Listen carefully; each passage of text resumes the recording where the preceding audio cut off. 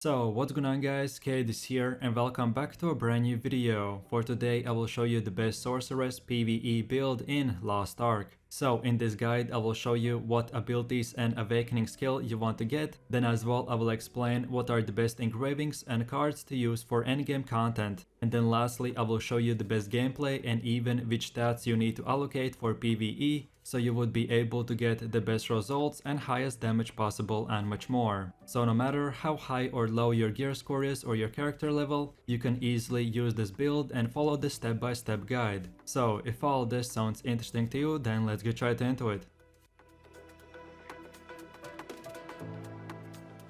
So, Sorceress is one of the two starting mage classes available in Lost Ark. She specializes in dealing ranged magic damage with elements of fire, lightning and ice. This is a really good starting class for new or veteran players, as she deals high damage at all stages of progression. And then around level 50, this class has access to Reflex Engraving, which disables her Arcane Rupture and Magic Amplification skills. And by doing this, we will increase our overall damage and lower our cooldowns at the same time. So this build is designed to deal consistent damage with low downtime whatsoever. And this is by far the best and most optimized PvE build in the game. Okay, so then let's move over to the build itself, and these are the skills you want to have. So for the first ability we have the Blaze, and we want to use 10 levels to unlock the damage amplification, flame expansion and weak point detection. And then for your rune you want to get the Bleed. Then for the second ability we have the Rhyme Arrow, and we use 10 more levels to select the Quick Prep,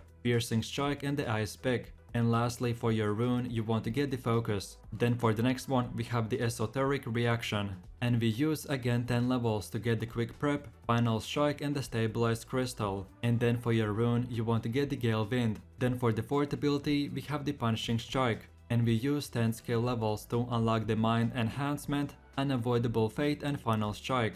And then for your rune you want to get the Gale Wind. Then for the next one we have the Reverse Gravity skill, and we spend 10 more levels to select the Rift Acceleration, Lava Area and Weak Point Detection. And then lastly for your rune you want to get the Focus. So then for one of the last abilities we have the Squall, and this time we use just 4 levels to get the Mind Enhancement. And then for your rune you want to get the Rage. Then for the 7th ability we have the Seraphic Hail, and we use once again 10 levels to unlock the Quick Prep, Additional Explosion and Weak Point Detection. And then lastly for your rune you want to get the Gale Wind. And then for the last and final ability we have the Frost Call, and we use 10 levels to get the Mind Enhancement, Unstable Rule and the Final Strike. And then for your rune you want to get the Gale Wind. Then as well after level 50 for your awakening skill you want to get the Enviscus Might. But if you haven't reached level 50 yet, then here's a specific guide on which abilities you should upgrade first while leveling with the Sorceress class. And then on top of all this, focus on equipping as high item level gear as you can. And then at the end game you should have 350 swiftness and 1250 crit. But again, if you haven't reached this point yet,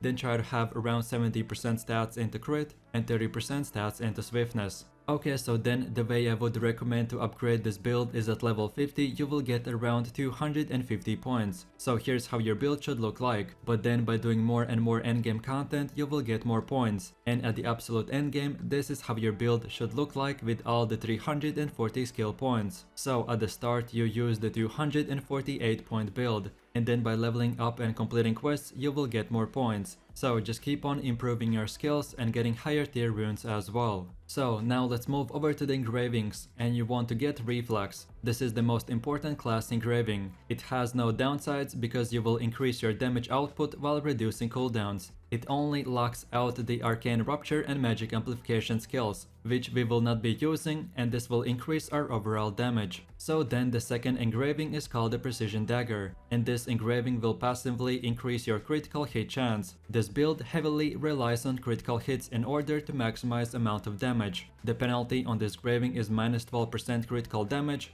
but this number is very little in comparison that our skills and tripods give us in return. Then the next one is called the Hitmaster character. And this is a simple and good engraving for your overall damage increase, which is very cheap to get as well. Then for your fourth engraving, you want to get the Adrenaline, and this engraving will just simply increase our damage and crit chance, with no drawbacks whatsoever, so this is no brainer. Then the next one is called the Grudge, and this is more advanced engraving that is recommended for tier 3 content. This Grudge is the most efficient engraving against mobs, and you will get your damage increased, but in return you will take 20% more damage. So when you get at the super endgame, which is the tier 3 content, then get this engraving, and before using it, get it to at least level 2, because a level 1 engraving is not that efficient. And then for the last engraving, we have the Cursed Doll, and this one usually is the last choice engraving. It increases your damage but reduces the amount of healing you receive, so I recommend to get this one after all the other engravings first. So then in a quick summary, I would recommend to get the top 3 engravings first and then the bottom 3. And then last but not the least, let's move over to your cards, and you want to get the Armen, Seria, Solas, King Tarwain, Carmen, and Delaine Armen. In general, these cards are an endgame system for maximizing your character, so you don't have to get them right away, but these specific cards will optimize your damage output in PvE even more. I did bunch of testing for this build, and this was the best and most optimized card set. Okay, so then moving over to the gameplay, and if you have played this class while leveling, you will be very familiar with the skills, so I will just try to give you a short description. So the Blaze is your main skill used to apply synergy. When attacking mobs or bosses, always try to maintain your synergy buff by using the Blaze skill 24/7, and as this damage buff is 10 seconds long, you can constantly maintain it, so just don't forget it. Then the Squall is your main counter skill. It has a startup animation, so don't cast it too late when countering the enemy's attack. Then the next 4 skills, which are the Frost Call, Seraphic Hail, Punishing Strike, and the Esoteric Reaction, are your main 4 big damage skills. Then the next ability, called the Rhyme Arrow, is your main skill for animation cancelling out of Punishing Strike ability. Or as well, this is a very great AoE skill to burst massive amounts of mob groups. Then the Reverse Gravity is another close range skill that does good damage and creates a circle that knocks your enemies in the air, dealing damage 2 times. The enemy takes damage when he gets thrown in the air, and then the second time when he falls. And then lastly, our Awakening skill is called the Inviscus Might, and the skill is more used for chaos dungeons or any other type of place where you're fighting against massive amounts of mobs. So just use the ability, and this will create a massive energy circle that will do triple amount of damage at the start, and then all the enemies will be pulled to one spot, and then the final 4 damage explosion will happen. So as you can tell, save this skill for when you need to clear mob groups very quickly, or if you get overwhelmed. Okay, so then let's move over to the skill rotations. This mage class has only one rotation, as all of the skills can be used in no particular order. So the highest damage rotation is to first of all use the Blaze ability, and this will give a buff to you but a debuff to the enemy, and then use all of your other damage skills like the Punishing Strike, Rhyme Arrow, Esoteric Reaction, Frost Call, and etc. One of my most favorite things about this class and the build itself is the very high damage you can do, and you don't have to really think much about which skills in which order you want to use. As long as you maintain the Blaze debuff on the enemy, you are good to go. So now in my last and final conclusions for this build.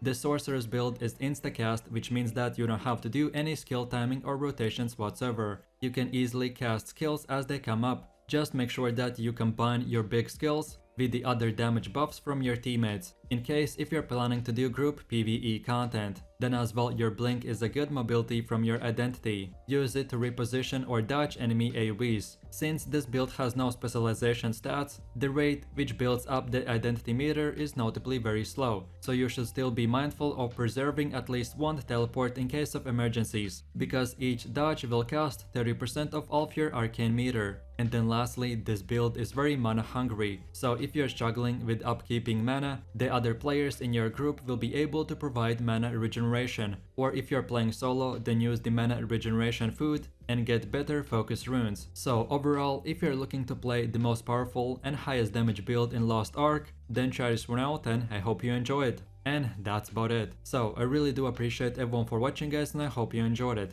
If you have any suggestions, feedback, or other good Lost Ark PvE classes that you would like to see in the next video, then feel free to leave your comments in the comment section down below. And while you're doing that, please click like, subscribe, and enable that notification bell, so this way you could support the channel and you won't miss any more amazing content from me. With all this said, you have an amazing day, and I'll catch you in my next video. So take it easy, peace.